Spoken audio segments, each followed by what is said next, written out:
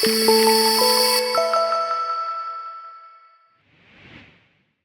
теле турында сөйләшәбез икән, иң элек безгә аңларга кирәк. Татар теле дөнья телләре арасында нинди урынны алып тора?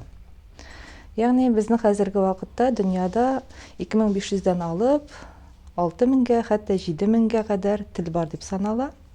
Менә шулар арасында татар теле нинди урынны ала икән? Без инде татарлар барыбыз да беләбез.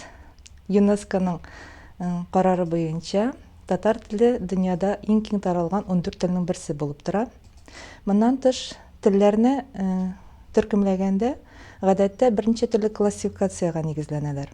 Шуларның беренчесе килеп чыгышы ягыннан, яисә генеалогик классификация.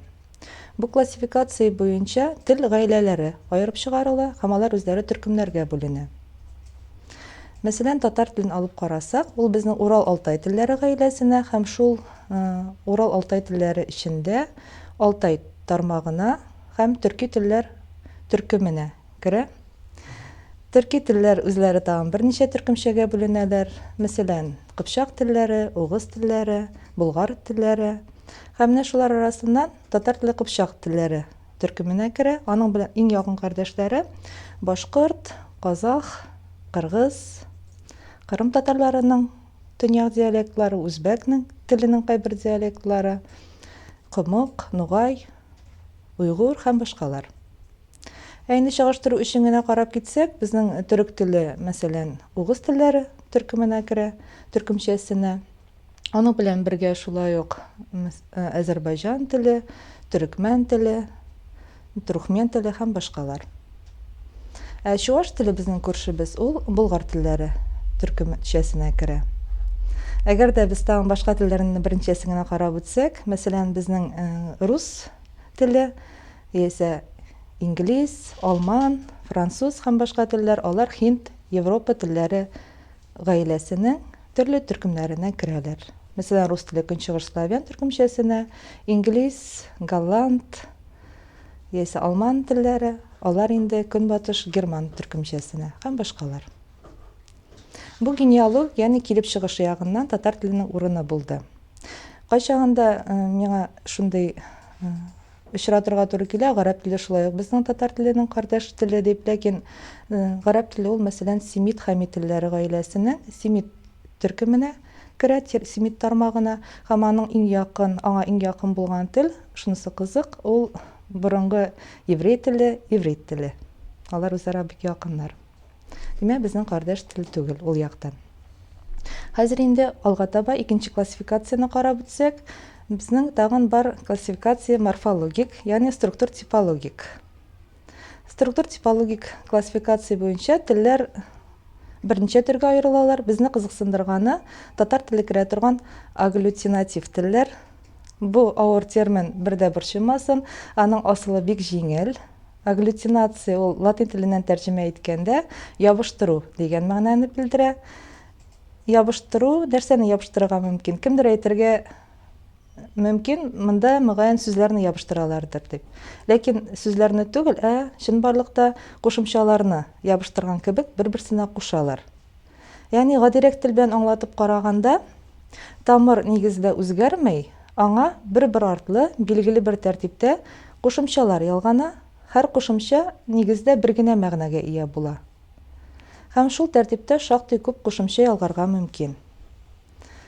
Мәсәлән, бүл тамыры фигыль, шуннан ясыйбыз исем бүлмә, тагын бер исем бүлмәдәш, бүлмәдәштәгеләрнекеннәндер һәм башкалар.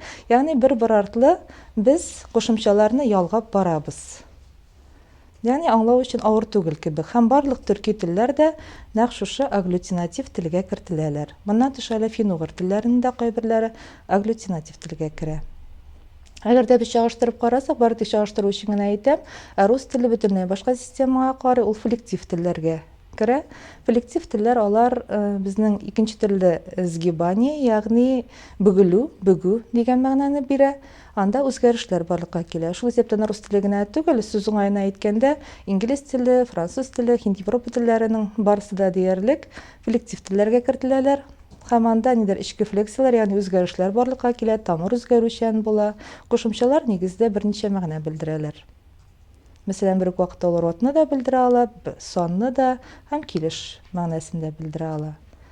Шундыйрак юнәлештә. Ягъни монысы икенче классификация морфологик классификация булды. Хәзер алга таба китсәк, татар теленең тагын нинди үзенчәлекләре бар. Гадәттә безнең, әгәр дә алып карасак, иң беренче зур үзенчәлекләрдән күрсәтәләр фонетик закончалыклардан сингармонизм законын. Мөгаен күбегезнең ишеткәне бардыр. Сингармонизм гармония сүзеннән алынган. Гадәттә моны мәктәпләрдә укыталар. Ягъни нәрсәне аңлата? Татар телендә һәм башка төрки телләрдә, моннан тыш кайбер фин-угыр телләрендә, мәсәлән, шул исәптән мари, мордва, коми-пермяк, венгр телләрендә сүздә сузыклар я калын гына була, яисә нечкә генә була. Һәм сүзгә кушымча ялаганда да без берничә вариант кушымчадан кирәклесен сайлап алабыз. Әгәр дә калын сузыклар икән, калын кушымчаны, нечкә сузыклар икән, нечкә кушымчаны. Ягъни шул тәртиптә кушымчалар ялгану тәртибе барлыкка килә. Гадәттә, мәсәлән, бер-ике мисал гына китереп үтик. Калын яисә нечкә сузыклар дигәндә гадәттә аңлау авыр түгел. Татар телендә мәсәлән алар парларны тәшкил итәләр. А сузыгы калын, аның нечкә пары. У калын, у нечкә пары. Һәм шул ук тәртиптә о, һәм и аның калын пары юк. Мәсәлән, тәсәйенле сүзне алсак, урамнар дигәндә мәсәлән, у һәм а калын сузыклы сүз, һәм аңа без инде нар вариантын кушабыз, нәрне түгел. Аңлашлы исә, мәсәлән, венгр теленә мисал китерергә мөмкин. Мәсәлән, көнф дигән ул венгрча китап, көнвәм китабым, анда ам варианты да бар, ләкин без м вариантын сайлап алабыз. Көнвәмәт дигәндә шулай ук ат, әт вариантлары бар. Бу төшем килеше китабымны дигән мәгънәдә. Димәк, шул тәртиптә нечкә сузыклы кушымчаны сайлап алдык. Икенче төрле моны безнең сузыкларның гармониясе яисә сузыклар ассимиляциясенең бер төре дип тә атыйлар. Ягъни сингармонизм законының асылы шуннан гыйбарәт. Ләкин кызганыч, шу законнан кайбер чыгармалар бар. Беренчесе шуларның алынма сүзләр. Мәсәлән, беренче чиратта инде әлбәттә гарәп теленнән алынган сүзләрне китерергә була. Мәсәлән, мәхәббәт, величественный мәгънәсендә булганда, яисә вөҗдан, мәсәлән, совесть мәгънәсендә, нечкә, а калын.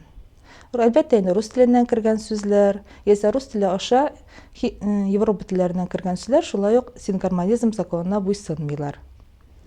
Икенче чыгармасы кушма сүзләр. Мәсәлән, ягъни ике тамыр кушылып ясалган сүзләр. Мәсәлән, эчпишмак, гөлнур, яисә сусе, билбау, гөлйөзем.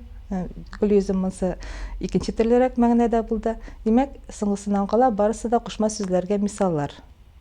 Өченчедән, татар теленең кайбер үз сүзләре. Мәсәлән, сиңа, миңа формасы, яисә су кушымчасы, мәсәлән, зәңгәр су дигәндә, көл су дигәндә, яисә мыни, кисәкчәсе шулай сингармонизм законына буйсынмый. Мәсәлән, шулай мыни дигәндә, калын, и нечкә вариантта.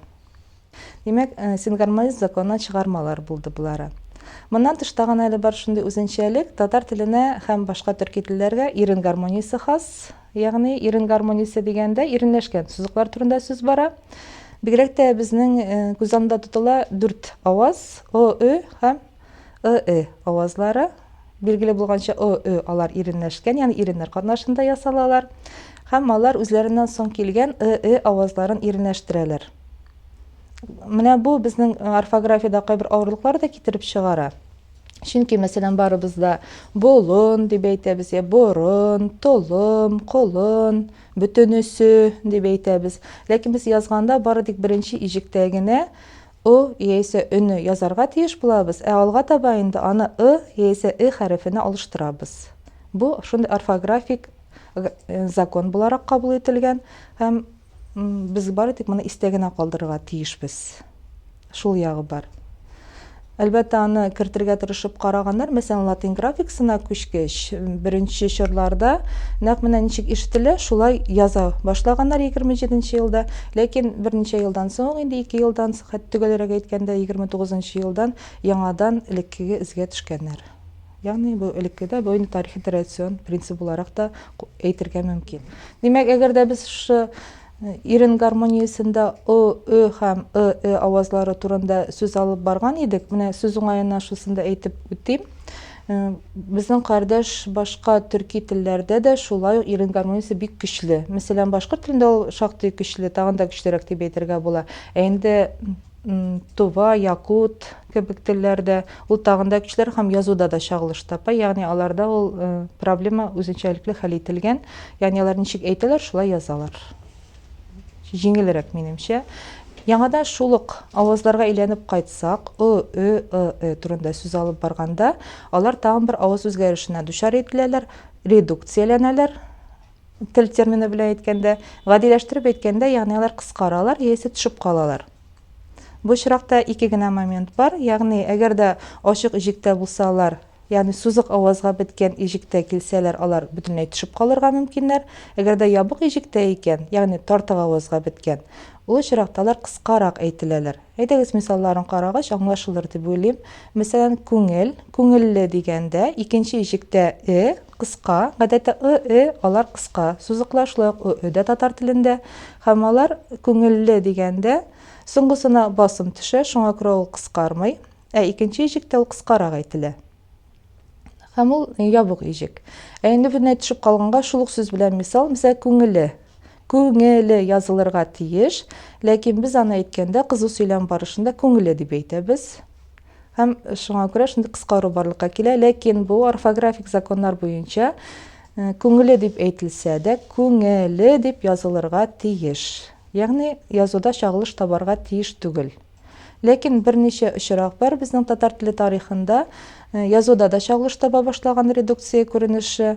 Мәсәлән, барыбызга да таныш булган халык сүзе, халык, инде без татар халкы дип әйтәбез икән, яисә башка төрле халыкны. Бу очракта халкы дип языла һәм бу инде гомум кабул ителгән. Бу очракта әгәр дә халыгы дип язабыз икән, яисә кайбер кеше алай дип сөйли икән, бу инде хата дип санала. Шул ук тәртиптә холык, характер, ләкин холкы, милек, милке, яисә шигырь хәрефе белән языла икенче ижектә, ләкин шигъри әсәр дип әйтәләр, калынлык билгесе белән хәрефе язылмый. Һәм кайбер фигыльләрдә сакланып калган, ләкин инде аларны хәзер бик сирәгрәк кулланалар. Мәсәлән, бөрек дигәндә су бөркергә, гадәттә бөрке генә дип әйтәләр, гадәттә бөрек дигән тамыры булса да, калык, мәсәлән, калкырга, хәзергә инде күтәрелергә, калкырга, торырга мәгънәсендә кулланыла, ләкин калку, калкулык дигән сүзләр шуннан килеп чыккан, ягъни бу очракта инде редукцияләнгән, кыскарып төшеп калган дигән сүз. Нигездә редукция турында шулар.